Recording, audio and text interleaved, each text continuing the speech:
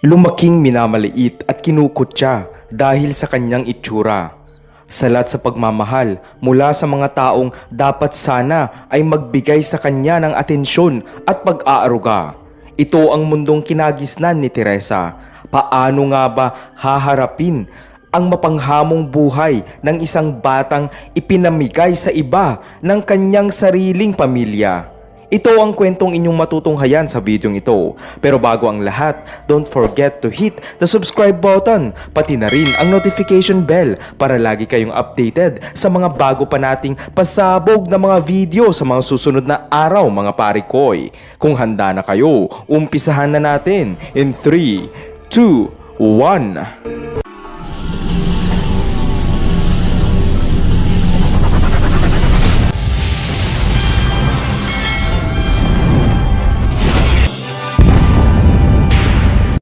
Simula pa lamang noong nagkamalay na si Teresa, ay naramdaman na niya na iba ang trato ng kanyang mga magulang sa kanya.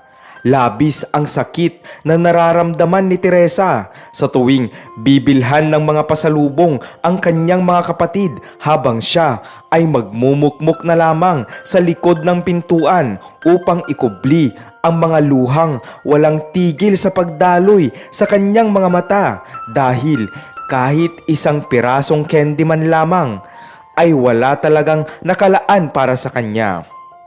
Dama ni Teresa ang malamig na trato ng kanyang mga magulang sa kanya. Madaming tanong ang gumugulo sa isipan ng noon ay bata pa lamang na si Teresa. Purong Pinay ang kanyang ina, subalit ito ay maganda at makinis, samantalang ang kanya namang ama ay isang gwapong German. Si Teresa ang panganay sa 3 magkakapatid, subalit ang kanyang mga nakababatang mga kapatid ay parehas na mapuputi at may makikinis na balat at napakatangos na mga ilong, habang si Teresa naman ay mayroong maitim na balat at hindi kagandahang itsura. Simulat sa pool pa lamang ay madami na siyang kinimkim na hinanakit mula sa mga taong mapang-api at mapangkutya na nasa kanyang paligid. Sa murang edad ay pilit na lamang tinanggap ni Teresa ang kanyang mapait na kapalaran na marahil nga siguro ay hindi siya mahal ng kanyang mga magulang. Ngunit sa kabila ng lahat ay pilit pa rin gumawa ng paraan si Teresa upang siya ay mapansin at mahalin ng kanyang ama at ina. Ginamit niya ang kanyang mga talento at angking talino upang ito ay magwagi sa mga patimpalak sa eskwelahan at palaging manguna sa kanyang klase. Consistent honor student noon si Teresa dahil ibinuhos niya lahat ng kanyang makakaya upang siya ay mabigyan din ng kahit nakatiting na atensyon ng kanyang mga magulang. Subalit kahit anong gawin ni Teresa ay sadyang baliwala pa rin ito para sa kanyang pamilya. Lumipas ang panahon at hindi inaasahang pangyayari ang gumulantang sa pamilya ni Teresa. Na-aksidente sa trabaho ang kanyang ama na naging dahilan upang ito ay maging paralisado. Dahil dito ay nagkabaon-baon sa utang ang kanilang pamilya upang mailigtas ang buhay ng kanyang ama. Hindi na noon alam ng ina ni Teresa kung paano ito makakabayad sa mayamang boss niya dahil napakalaking halaga ang kanyang nahiram mula dito. Bagamat hindi naman minamadaling singilin ng kanyang mayamang boss ay nagkaroon ng malaking desisyon ang ina ni Teresa. Isang araw ay pinaghanda si Teresa ng kanyang ina dahil ayon dito ay mayroon silang pupuntahan. Saan po tayo pupunta, inay? Inosenteng tanong ng noon ay 10 taong gulang na si Teresa. Mula ngayon ay hindi na kita anak. Ibibigay na kita kina Mr. at Mrs. Lee. Doon ka natitira. Padabog na sagot ng ina ni Teresa na si Anita. Pero inay, bakit niyo po ako ipapamigay? Ayaw niyo na po ba sa akin? Hindi niyo na po ba ako mahal? Umiiyak na tanong ni Teresa. Ikaw ang malas sa buhay ko.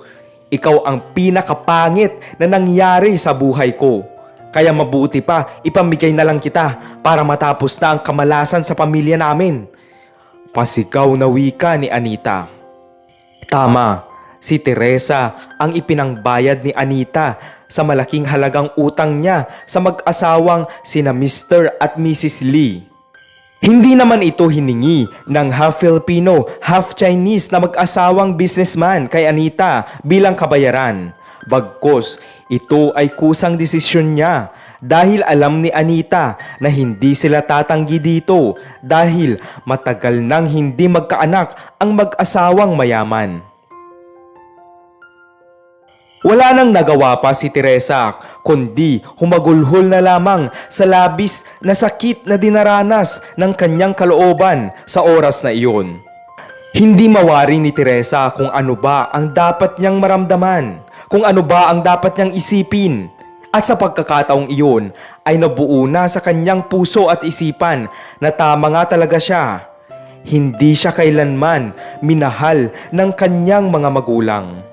Lumipas ang madaming taon at nakapagtapos na sa pag-aaral si Teresa bilang summa cum laude sa isang prestigyosong universidad sa bansa. Ibinuhos ng mayamang mag-asawa kay Teresa ang lahat ng atensyon at pagmamahal na kailanman ay hindi niya naramdaman sa kanyang mga magulang. Sinanay siya ni Mr. at Mrs. Lee sa pagpapatakbo ng kanilang mga negosyo at si Teresa ay nagkaroon pa ng samot-saring mga parangal sa larangan ng business at entrepreneurship.